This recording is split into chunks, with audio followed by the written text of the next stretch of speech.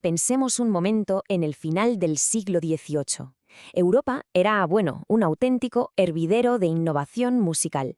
Las orquestas se hacían más grandes, los instrumentos cambiaban, evolucionaban, y justo en medio de toda esa revolución había un instrumento de viento-madera, todavía bastante joven, que luchaba por encontrar su sitio, por encontrar su voz definitiva.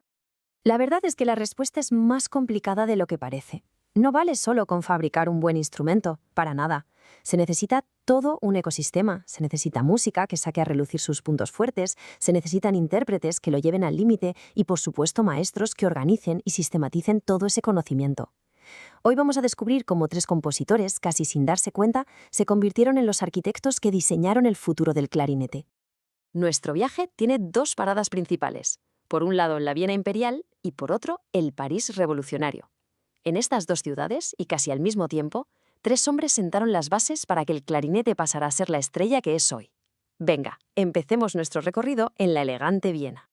Pues arrancamos en Viena, que en ese momento era, la capital mundial de la música clásica.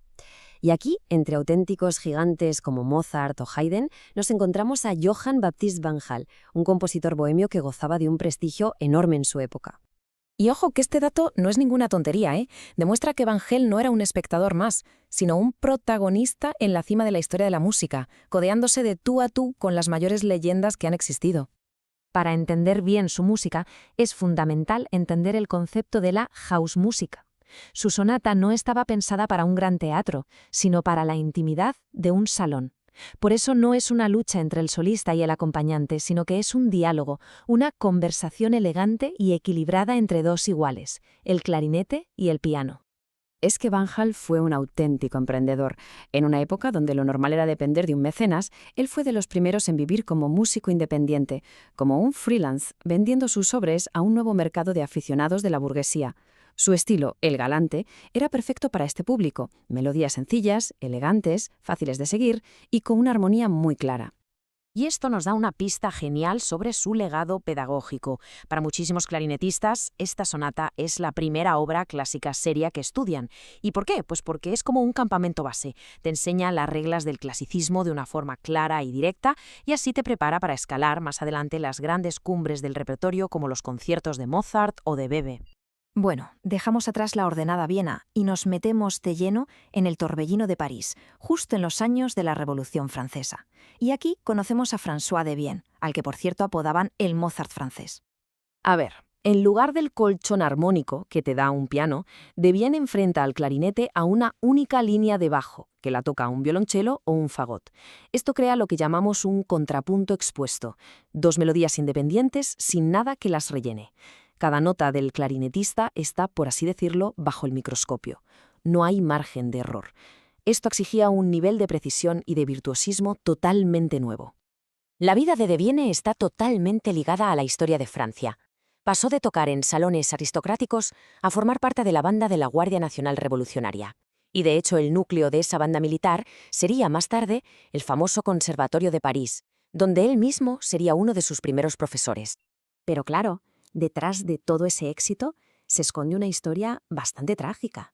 El Mozart francés, completamente agotado por un ritmo de trabajo frenético, acabó sus días muy joven, en un psiquiátrico. Una vida corta, sí, pero con un impacto inmenso.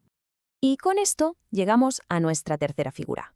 Si Van Hall nos enseñó a conversar y de Vienne a deslumbrar, Jean-Xavier de Lefebvre, Lefebvre nos enseñó a enseñar. Él no se limitó a escribir música, él escribió las reglas del juego para el instrumento. Es como si, hasta ese momento, cada clarinetista aprendiera el idioma del instrumento un poco a su manera. Con el encargo del nuevo Conservatorio de París, Lefebvre escribió el primer diccionario y libro de gramática oficial del clarinete. Lo estandarizó todo, desde cómo coger el instrumento hasta cómo expresar la música, y así fijó su enseñanza para siempre. Pero el impacto de Lefebvre no fue solo en papel, también fue tecnológico. Él fue el gran impulsor de añadir una sexta llave al clarinete. Antes de esta llave, algunas notas como el do sostenido eran un verdadero dolor de cabeza, muy difíciles de tocar y casi siempre desafinadas. Esta pequeña pieza de metal fue una auténtica revolución en comodidad y en afinación. Y aquí la historia se pone súper interesante. En 1812, un inventor, Iwan Müller, presenta un clarinete de 13 llaves, mucho más avanzado. Lefebvre forma parte del comité que tiene que evaluarlo y lo rechaza. ¿Por qué? Porque su sonido, más potente y más oscuro, se alejaba del ideal sonoro francés que ellos querían preservar. Fue una decisión para proteger una identidad sonora. Y aquí, atención, porque llega el giro de guión. Lefebvre, el guardián de la tradición, el hombre que rechazó públicamente el futuro, en privado ya lo estaba explorando. Tras su muerte, ¿qué encontraron entre sus posesiones? Pues sí, un clarinete de 13 llaves.